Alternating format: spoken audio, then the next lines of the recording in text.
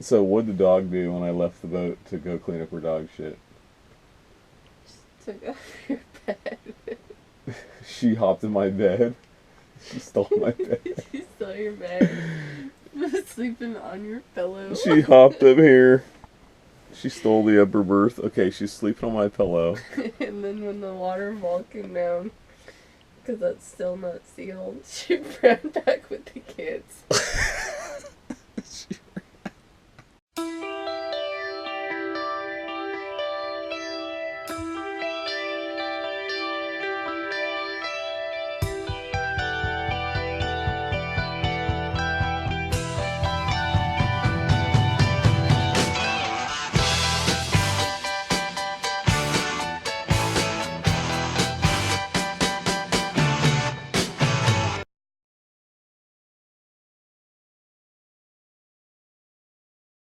We just discovered something pretty alarming. So I fired up the engine and I put it in gear and it was making this like echoing, whirling sound, like it was echoing off the water.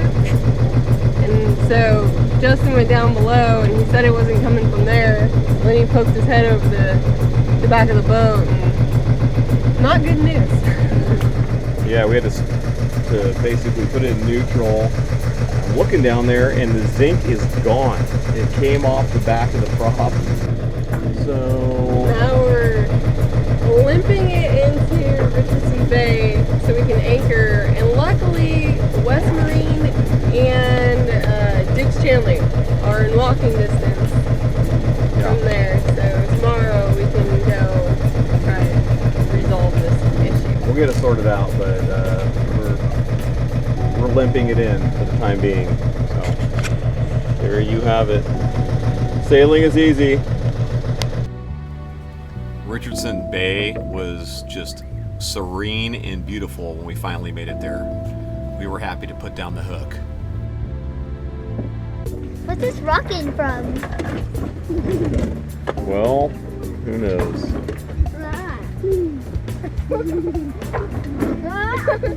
So it's a little rolly out tonight.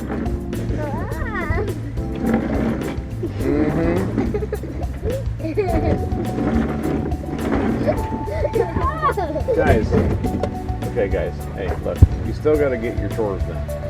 Rolly or not, doesn't matter. It's a little bit rolling tonight.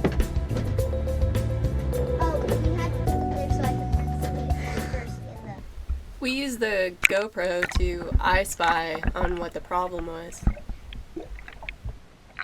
Yep, the zinc was gone, so it was pretty straightforward from here. So I have what is basically a completely irrational fear of sharks. And I like to think of myself as a pretty logical guy, so I know it's irrational. I had this incident occur in Florida. I swam out by the sandbar with a buddy of mine. We were way out. Nobody's in the water. It was a cloudy day. The water was super murky. And the two of us were swimming around out there, diving down, and I got rammed by something really pretty big. And,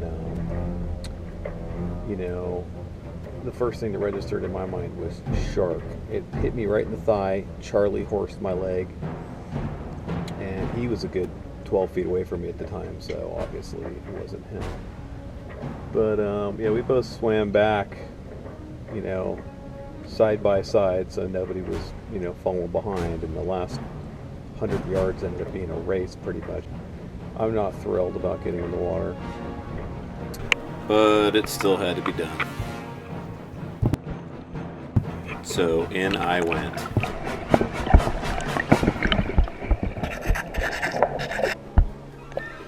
As you can tell, the visibility sucked. We're going to blame that on our nasty hole that needs to get cleaned. The guy that lives out there on the hook told me to not get hit in the face by our rudder or our prop due to the swells. So I just went in when it was fairly calm, and it worked out just fine. Alright, I got the old bolt off. It's just like a flathead looks like a 5/16 bolt to get back in the water and put it on there, which is going to be kind of crazy because I got to hold the zinc on there somehow, and the swells are kind of big around here, and screw this on without dropping it, so it's kind of critical.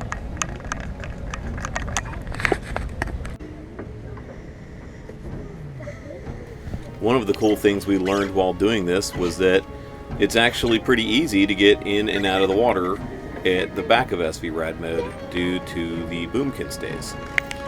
And it's good to know, if you fall off a boat and you're not at the very back of it when you do it, if you can make your way to the back and possibly grab a hold of one of those stays, it might just save you a lot of trouble.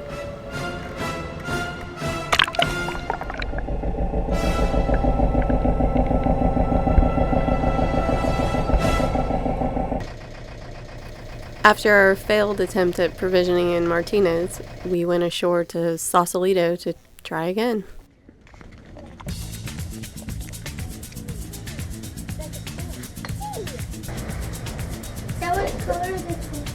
We stopped at this cool little marine consignment shop.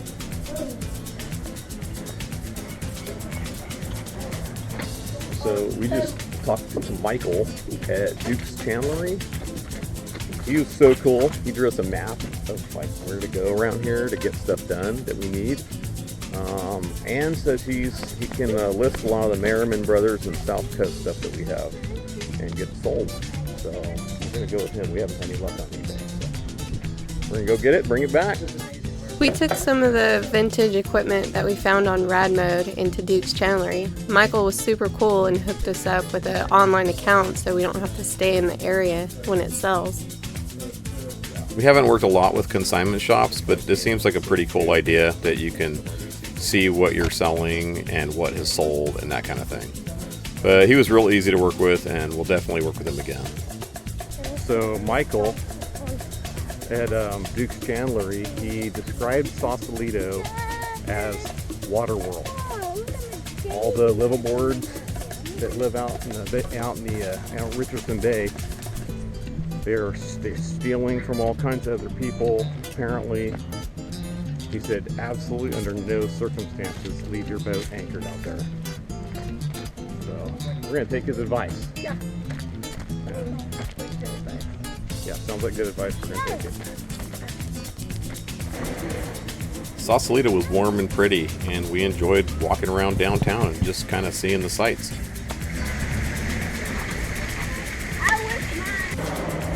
Sally sold seashells by the seashore. Sally sold seashells by the seashore. Sally sold seashells by the seashore. I shot the city sheriff. I shot the city sheriff. I shot the city sheriff. I shot the city sheriff.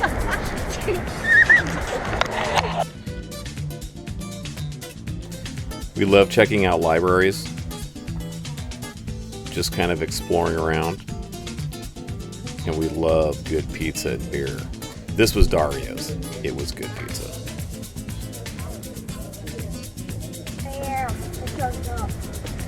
Here's how you provision for your sailboat. You find the black Franzia. You buy them. You pack the bags in your backpack inconspicuously. And then you take them to your sailboat.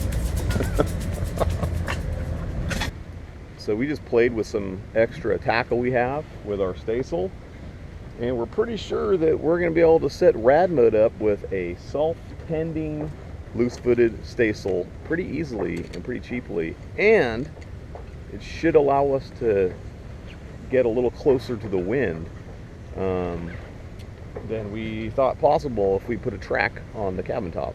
So we're real curious to try to go get the stuff that we're missing and try it out, and we'll see. We'll keep you guys posted. We were both super excited to go sailing and try it out.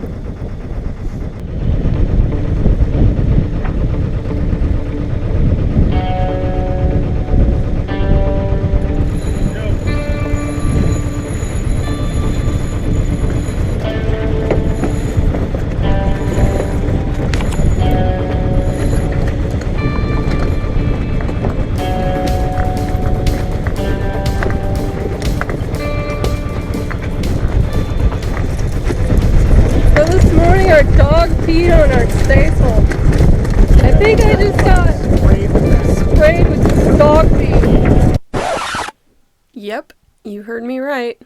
And I won't soon forget it. Neither should you. Really gross. Alright, take us back around. We'll jibe it. We were really stoked about this Staysail idea. Yeah. People talk about, you know, when there's a boom on it, it's dangerous when you're single-handing or you're up on the foredeck. And we're pretty determined to go loose-footed. So, you know, for us, this was really cool test that we were about to run.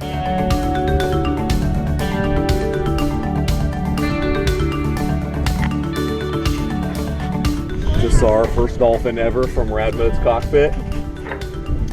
Okay, get out the champagne. Oh, but we don't have any. We drank it all. Okay. We're gonna make a new rule that Rad Mode needs to have minimum 6 bottles of champagne on board at all times. Right? Yeah, well, we couldn't afford it with all these stones. We can't afford it, period, right now. Yeah. I mean, we are broke. But we're still sailing. Darius is going to catch us a massive striper today, right, Darius? Or maybe even a dolphin. I'll eat dolphin. Or a shark. Shark, something. I'll eat shark. Sail ho!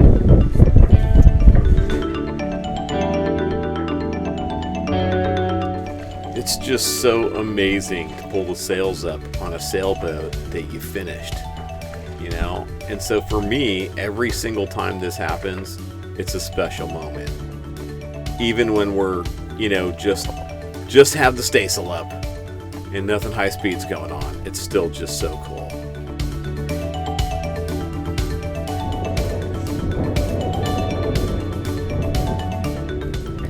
It was a beautiful day to go sailing with wind in the sails and the Golden Gate out there tempting us.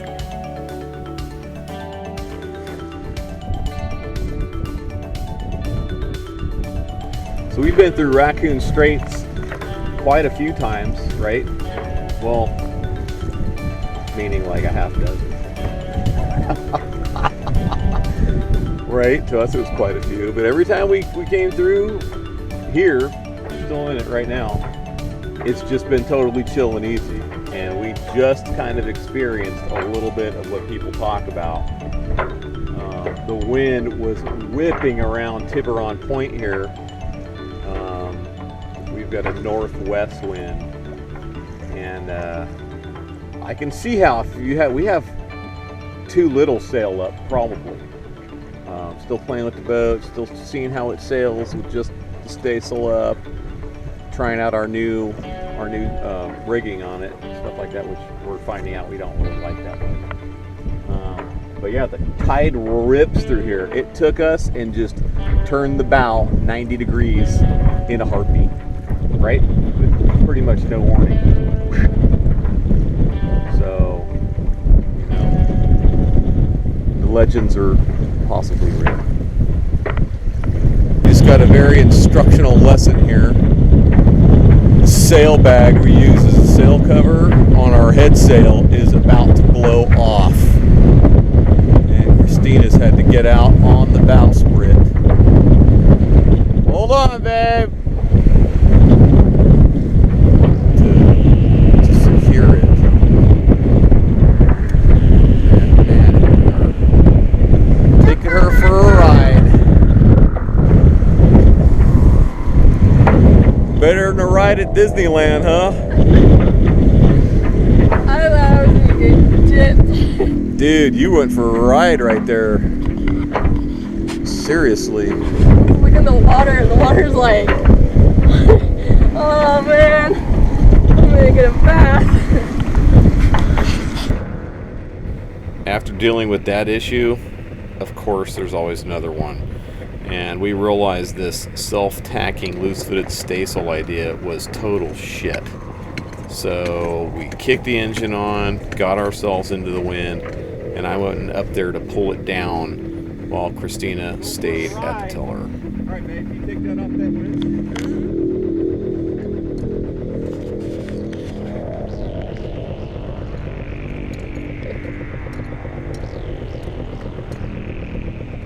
It wasn't too hard for us to just rerun our sheets through the blocks we had tied up to the handrails and set it up like a more traditional staysail.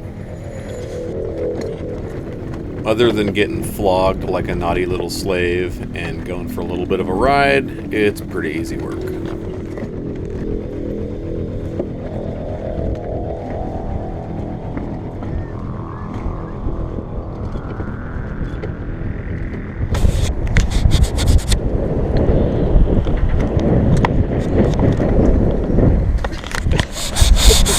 So, yep, I just licked the dog piss water off of the GoPro. Damn thing's always got streaks and freaking thumbprints on it. I got some pretty bad short-term memory. Ever happened to you? Happened to me. I forgot. Okay. So, we had a moment about 20 minutes ago, right, where we were really going, all right, this might be a little too much with the way the boat's rigged. Staysail not rigged all the way. Start talking about maybe heading downwind and going into a marina somewhere. And then it hit us. We got all the wind we want and more today to keep making progress. So we corrected an issue we had with the Staysail sail shape, and we're moving on faster and much more comfortably now. And a lot of the weather hump's gone, but not all of it. As you can see, Christina is hard over on the tiller. So yeah.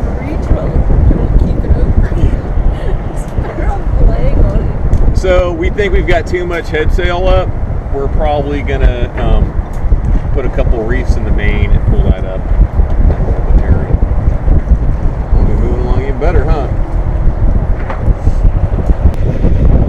We were flying just to Staysail, but really the boat seemed a little imbalanced, and crap.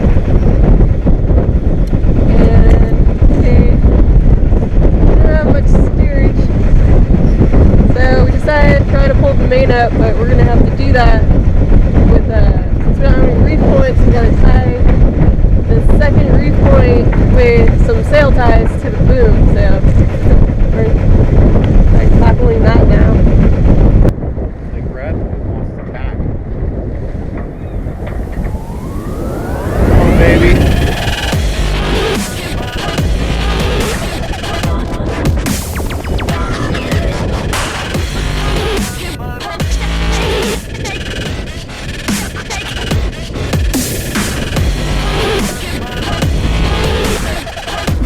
So now it's the fun part. It's either going to work great or it's going to be a total freaking nightmare.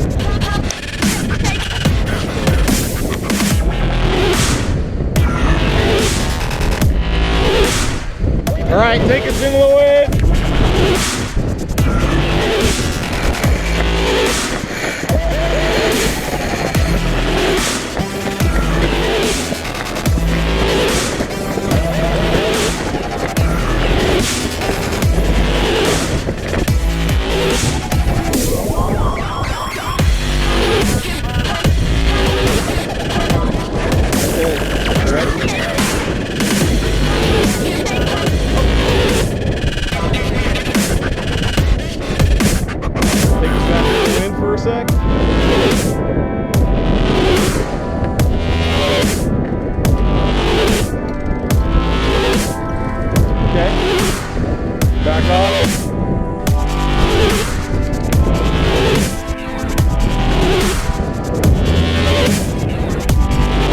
Good enough for now.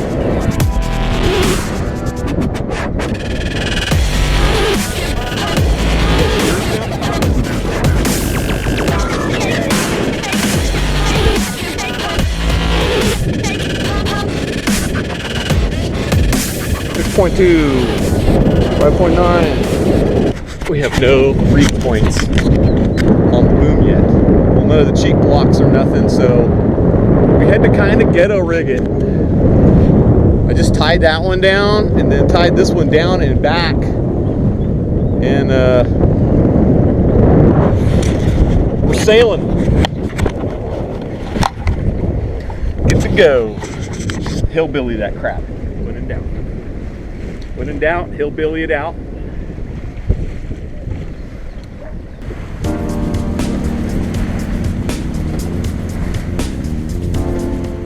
And of course, right after we get the second reef in the main, the wind kind of chilled out. We decided to just leave it in there because of the forecast, just in case the winds picked up again.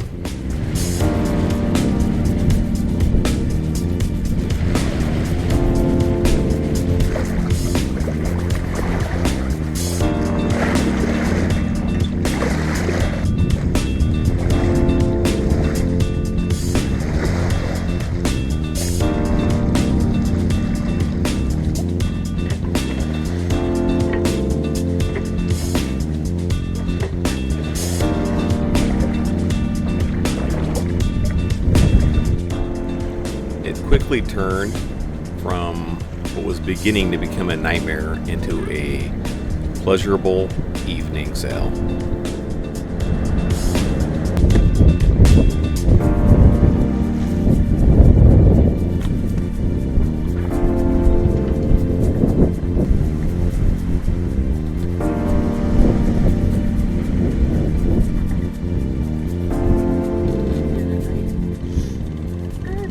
Come on, Hawkeye. That little dot. Give us something. Turns like. It's going to be like 7, 6, Look 5. at that.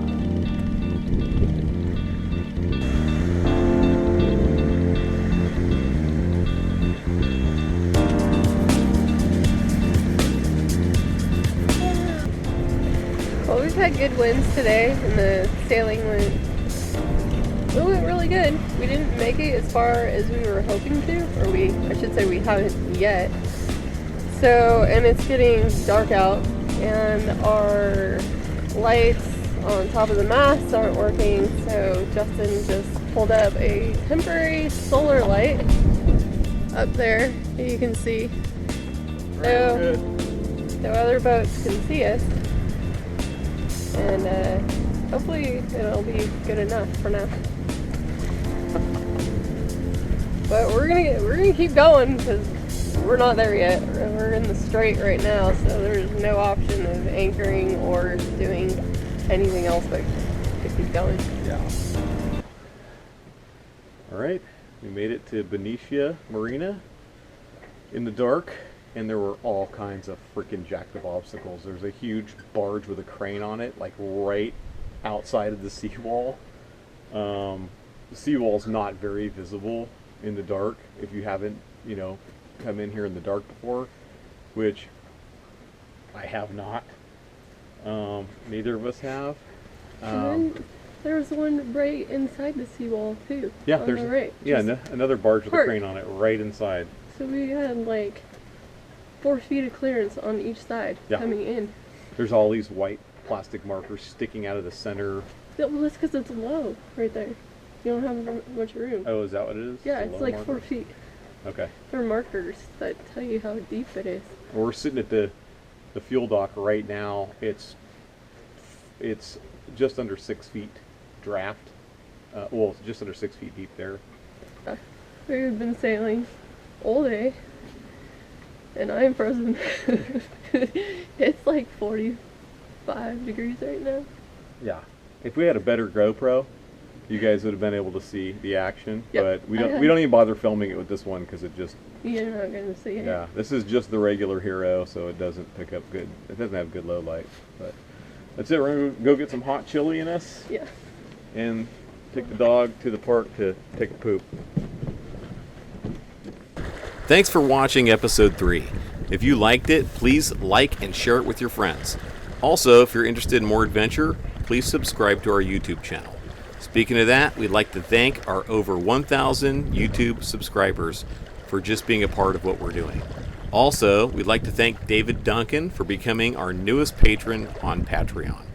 Please check out our Patreon page, and also please check out our blog if you're interested in more of what we do. It's sailingradmode.com.